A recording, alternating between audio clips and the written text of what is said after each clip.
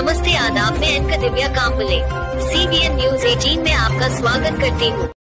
को रेसिडेंट बरोबर आर्जिकर मेडिकल कॉलेजमध्ये तिच्यावर सामूहिक बलात्कार करून तिचं मर्डर करण्यात आलं, जी खूप क्रूर बाबत आहे आणि लाज आणण्यासारखी बाबत आहे पूर्ण देशासाठी. ती एका मुलीला तिच्या ड्युटीवर असताना तिच्यावर असा हल्ला करण्यात आला व तिला मारून टाकण्यात आलं.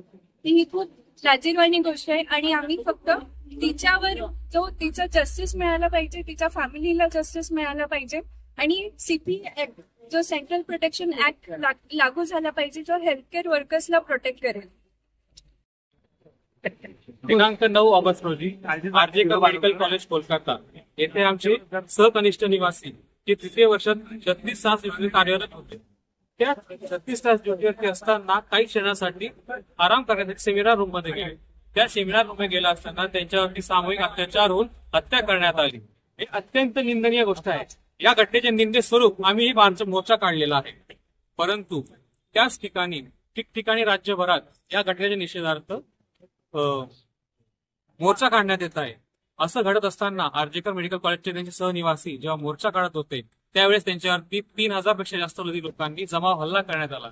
यावरून आपण अंदाज बांधू शकतो की डॉक्टर्स किती भयावह वातावरणात काम करत आहेत. हे अत्यंत चुकीचे आहे.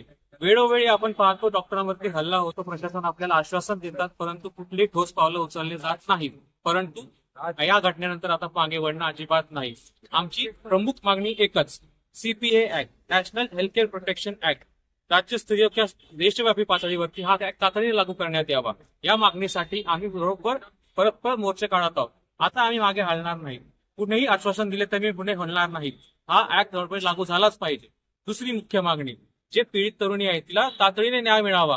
या न्याय मिळण्यासाठी पारदर्शकपणे या घटनेचं इन्व्हेस्टिगेशन झालं पाहिजे. तिसरी प्रमुख मागणी, डॉक्टर्स जे 36 तास ड्युटी करतात त्यांना योग्यरित्याचे डॉक्टर्स प्रोव्हाइड करण्यात यावे व राज्यभरातील मेडिकल कॉलेजेस हॉस्पिटल्समध्ये सुरक्षा यावी. ही आमची प्रमुख मागणी आहे. Resident doctors